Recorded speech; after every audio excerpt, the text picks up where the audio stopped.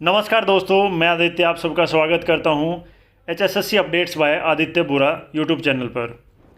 तो भाई हिम्मत सिंह जो HSSC के नए चेयरमैन हैं, उन्होंने शपथ ले ली है, ये सबको पता होगा। तो उनका एक लेटेस्ट इंटरव्यू आया है। उस इंटरव्यू के हिसाब से क्या क्या बातें कह रही है सरकार, और जो अभी सिचुएशन बनी हुई है बेरोज़गार ना इस साइड के ना उस साइड के, और बेरोज़गारी की जो जॉब लग चुके हैं उनको भी डर है कहीं ना कहीं जॉब खोने का। तो हिम्मत सिंह की हिम्मत देखते हैं कहाँ तक काम करती है, तो आने वाला समय ही बताएगा। और भाई जो भी प्लीज़ अभी ये काम करिए, जो भी चैनल पर नया है सब्सक्राइब जरूर कर लीजिए, लाइक और शेयर कर दीजिए, और अगर कुछ नहीं करे तो कम से कम लाइक कर दीजिएगा। और सुप्रीम कोर्ट का जो भी ये विचार चल रहा है, इसके ऊपर आपकी क्या राय है कमेंट सेक्शन में ज़रूर बताइएगा। अभी देखते हैं क्या कहना चाह रहे हैं। हरियाणा कर्मचारी चयन आयोग ग्रुप CD की भर्तियों पर फिलहाल संशय, मगर 5 दिनों तक स्थिति हो सकती है स्पष्ट, ये बात है। अब ये आपने देख लिया। उसके बाद है आयोग अभी तय करेगा पुनर्याचिका दायर करें या सुप्रीम कोर्ट में जाएं।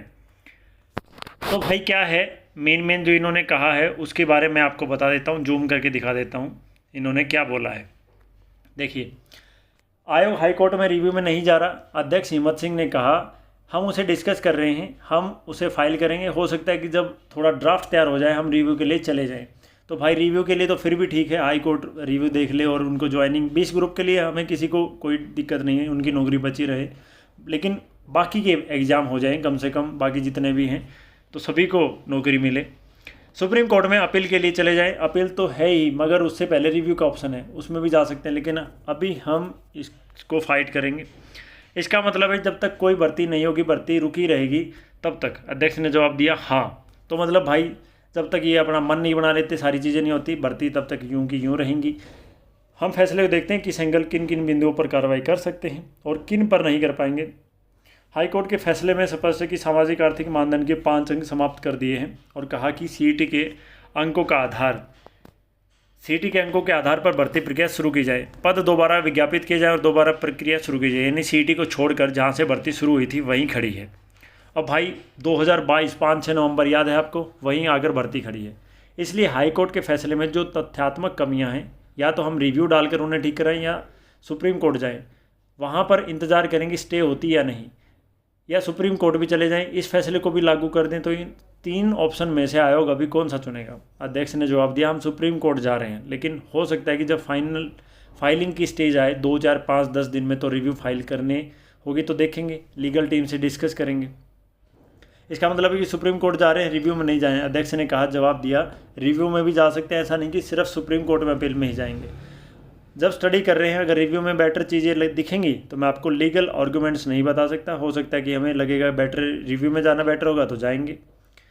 पहले दिन बयान आए थे कि जो रिजल्ट घोषित किए थे वे 5 अंकों के बगैर घोषित किया था, और ये भर्तियाँ तो हमारी बच जाएंगी, इससे कुछ नहीं होगा।